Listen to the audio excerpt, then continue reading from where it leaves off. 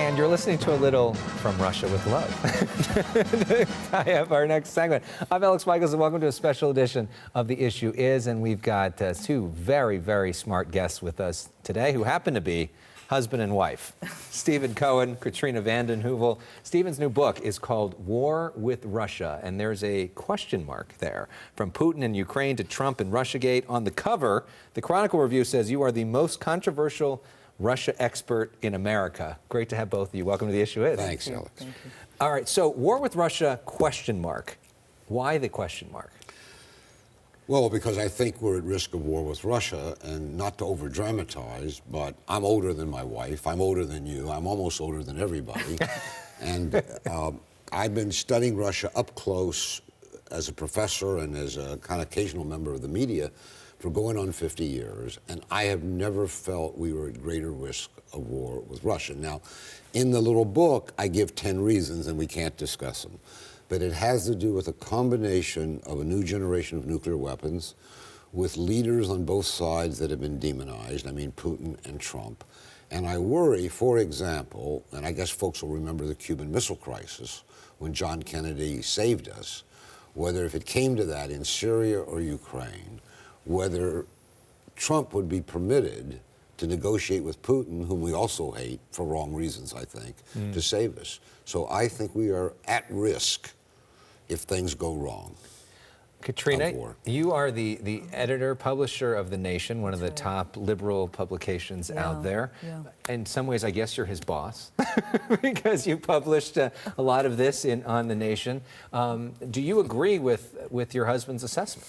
You know, The Nation publishes materials it doesn't fully agree with, but I do agree with Steve's fundamental assessment, which is that this Cold War is more dangerous than the previous one, and that Cold War is antithetical to our national security.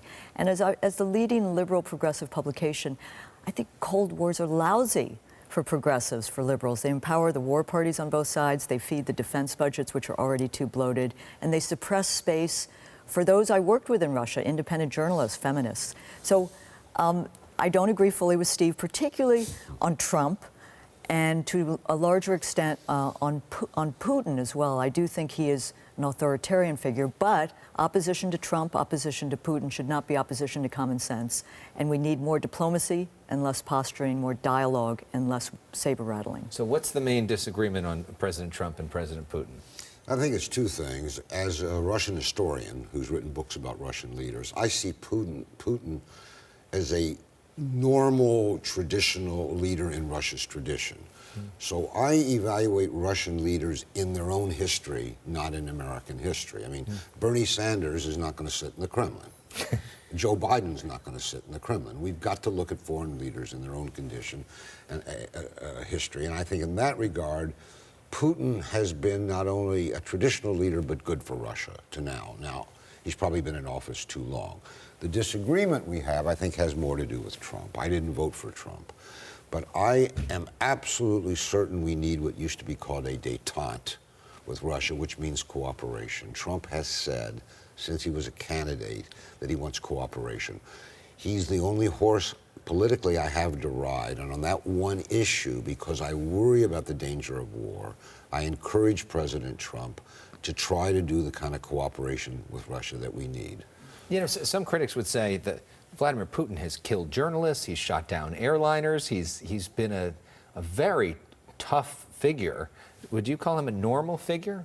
I think he's an authoritarian figure, but this may be controversial, and here I agree with Steve, knowing the context of Russian politics. In many ways, he's more a referee, he's more reactive.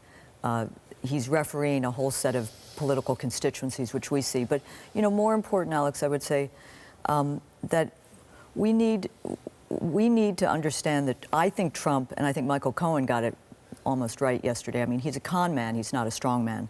But at The Nation, we try to stand by first principles, which means don't be reflexively anti-Trump. He's done many odious, dangerous, reckless things.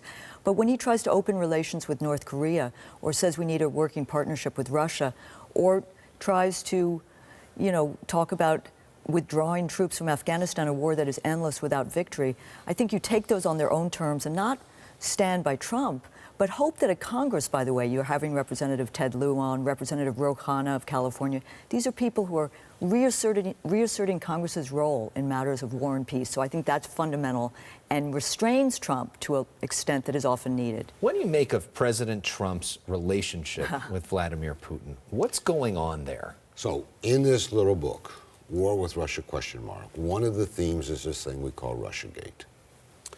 I'm not a forensic homicide detective, and I'm not a spy, and I don't have access to classified sources. But I have looked at all the allegations regarding some secret relationship between Putin and Trump.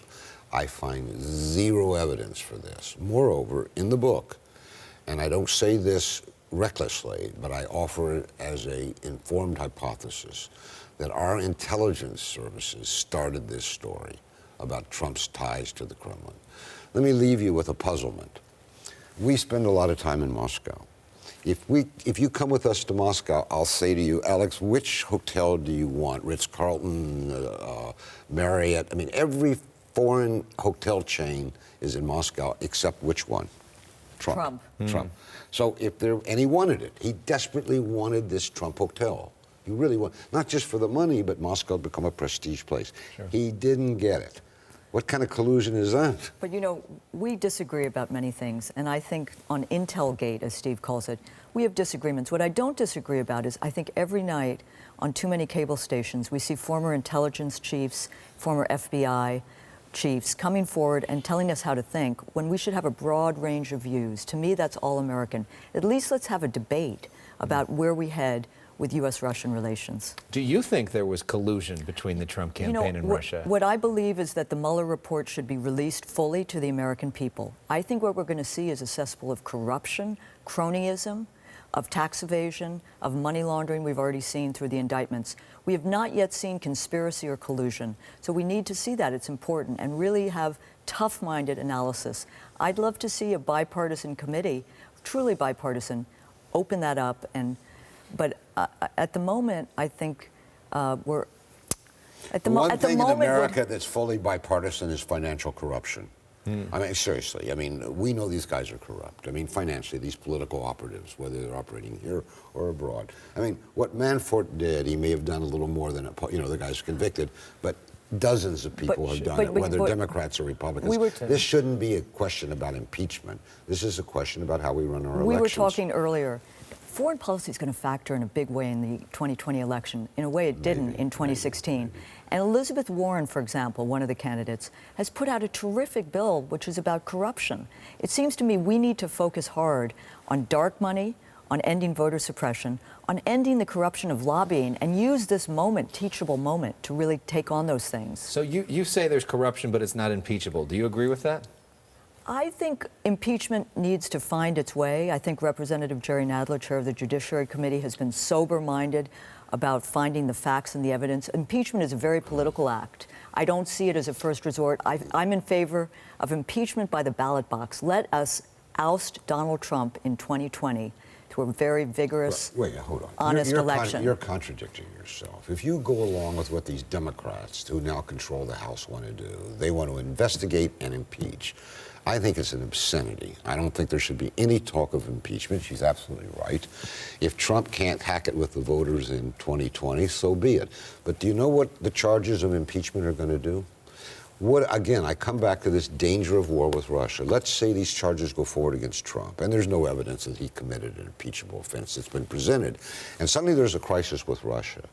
Are you going to say, okay, President Trump, even though I want you impeached, please save us from a nuclear war with Russia? This is dangerous. This is reckless. And the Democrats have to stop with this impeachment stuff. And it's not only Democrats, but they're driving it. We disagree in many ways, as you can tell. And it's been a challenge. Well, I was surprised to learn just now that you think this is okay. I prefer impeachment by the ballot box. But I do think if evidence comes out, which we haven't seen yet, it should take us where it takes us, in a course of an open-minded judicial investigation in Congress. It has been a challenging period living with the most controversial Russia expert in America.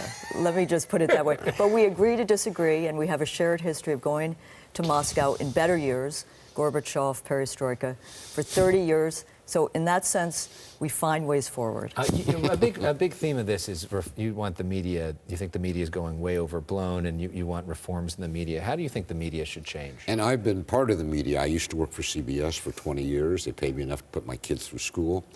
The Nation is a major part of the media. I've written a column there. I think media coverage of Russia has been worse than it's ever been in my lifetime. And it's one of the things I've done is really rely on the media.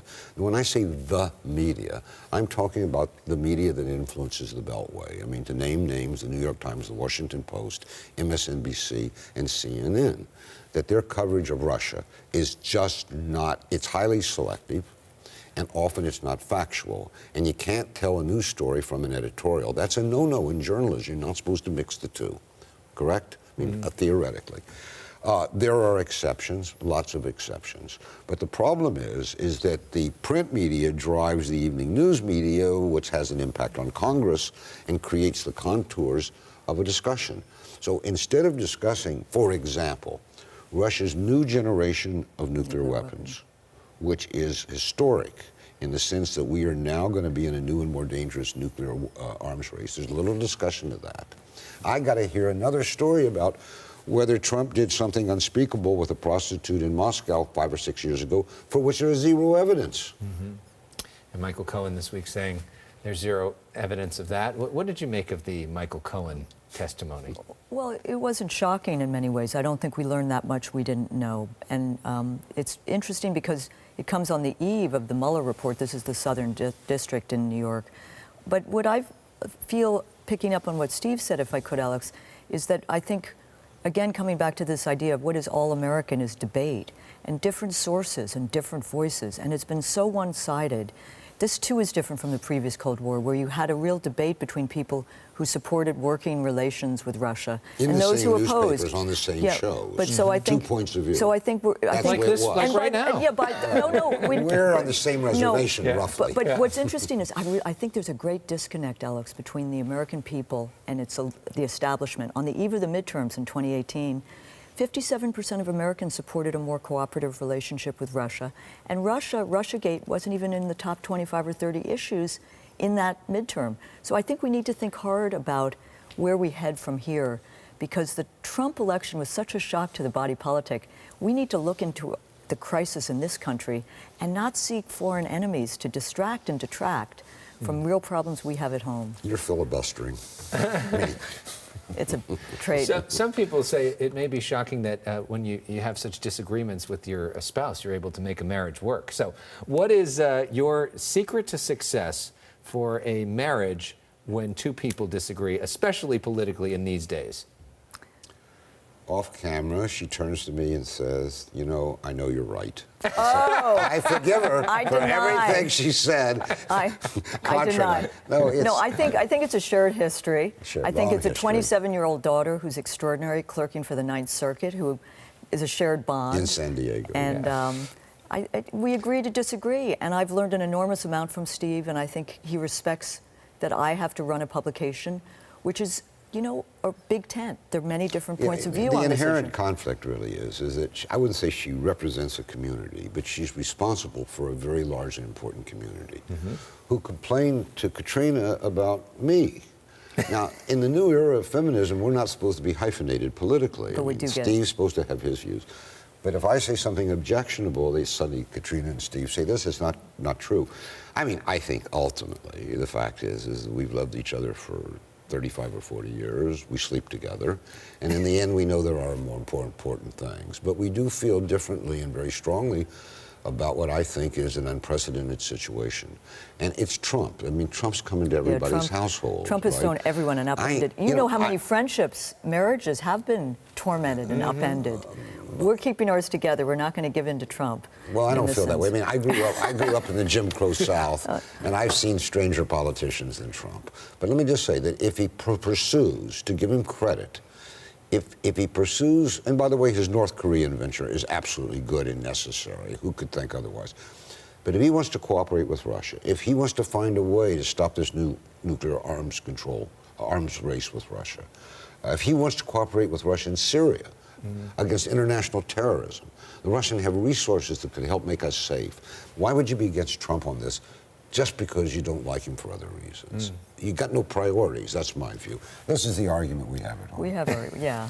Maybe different priorities because I'm older. Maybe that's what it is. Well, it's an interesting argument, and we And maybe I'm love the smarter, fact I that don't both know. of you shared your views here. And another thing, as you can tell, we like to play music here. Yeah, So what you we're got going to for us? play a little music for you guys. Going to end with Back in the USSR. USSR, which is fitting as well.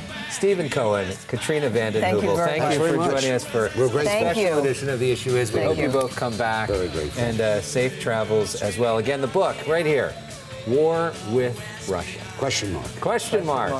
Hoping not. But no question mark that you guys are a good time. And That was if great. we come back, I want Jerry Lee Lewis. Okay, that's your song? You Good. love I like Jerry Jerry Lee. Lee Lewis. I'm not a Beatle guy. I love this song.